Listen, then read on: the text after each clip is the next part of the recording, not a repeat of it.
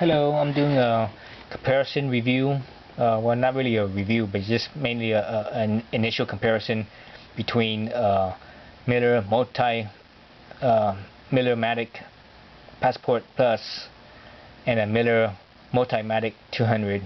So Multimatic Passport Plus, Multimatic 200. So this is just an initial impression between the two. And at least what I've done so far with the two machines. Let's start out by looking at the weight. Miller says this weighs 45 pounds, and it does weigh 45 pounds. That's the machine with all the work cables. The gun, the power cable, the work clamp, all that weighs 45 pounds. That's without filler metal. Okay, no filler metal. And on this side, the Multimatic 200 with no filler metal, with the machine, the power cable, the work clamp, the gun, the stinger for the stick function. This here weighs 39 pounds without filler metal. So the difference between the two is only 6 pounds. So not much of a difference. I know Miller says this thing only weighs 29 pounds, but I believe that's the machine only with no cables at all. You can't really compare a machine with all the cables and a machine with no cables, so you have to have all the cables in there, so the difference is only 6 pounds. Other thing is that the Passport Plus or the regular Passport even, they come with a little pouch on the side that you could put all the cables in, all the work cables, so it's really portable in that sense. Whereas the Multimatic 200, there's nothing that really holds the cables. The side of the machine does have a little strap that holds the power cable, but that's all it could hold. Really, I don't think it's good at holding any of the other cables at all, or at least that strap doesn't seem like it's big enough to hold any of the other cables. So in that regards, it's not as portable or not as easily managed. And also, it's just a little strap. It's not a pouch, so the cables are just dangling there. So I don't like that either. I like having the cable all inside, so that nothing gets tangled up and caught on something, right, and snagged on something. So I like that. The other advantage that the Passport Plus has is that the case on here, it's really high quality. Case. It's the metal, or excuse me, the plastic is very thick, very sturdy. Whereas the plastic on the Multimatic 200, it's thinner. It's a flimsier plastic. I don't think it's as high of a quality as the Passport Plus. The Passport Plus, I think I could sit on it and not break the case. But the Multimatic, I would never sit on this. If I sat on this, the case, I think the case will break. Looking at how thin this is, you can see me pressing the side here, and you can see how much flex there is. I'm barely putting any pressure in this, and it's moving a lot. That shows how thin it is. The Passport Plus, on the other hand, it doesn't give at all. I could be pushing out any spot of it, and it doesn't give at all. So very sturdy compared to that. So you want a really sturdy portable machine that's wire fed only. Get this. I think it's better in that regards.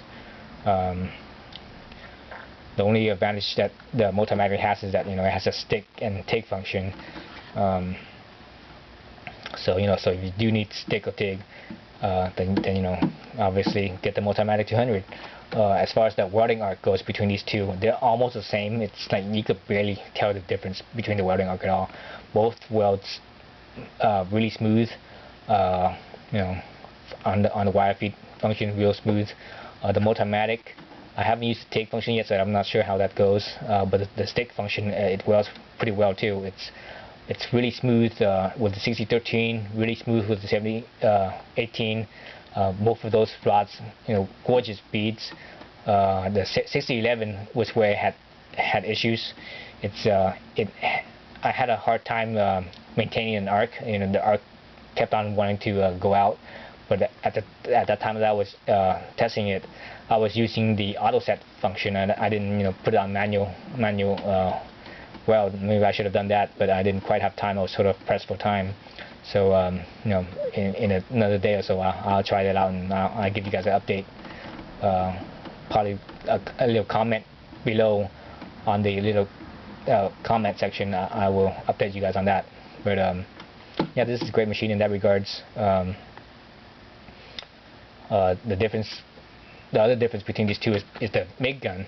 The Multimatic uses a Bernard Q150 gun. It's a heavier duty gun. It's a little nicer gun because this is supposedly a 200 amp machine. Well, this is a 180 amp machine, so the gun isn't as heavy duty. The downside to that Bernard gun is that it's not a very common gun. So if you need like contact tips and such, you're gonna have to order it. You can't just go to the welding shop and just buy contact tips off the shelf, right? With the Passport Plus, it uses the Miller M100 gun, and that gun it's also sold with other Miller welders as well, other Miller Multimatics. So it's a common gun, and the parts for it, the contact tips, and and the cups and all that stuff, it's very common. So you could just go into any welding supply store, and they will have those tips. Whereas this one, you have to order it. So that's sort of a pro for this, but also a con. The pro is that it's a nicer gun, but the con is that the parts you have to order. This one, the gun isn't as nice, but this machine is only a 180 machine, a little bit weaker. But for what it does, it works fine. I've never had any issues with it. I think it's a great gun. So that's not really a con to that gun at all. This one is just, the con is only getting parts really fast, right? So other cons with this machine overall is just the case and the cable handling, the cable management. Besides that, they're both machines. They both weld. The welding arc is great.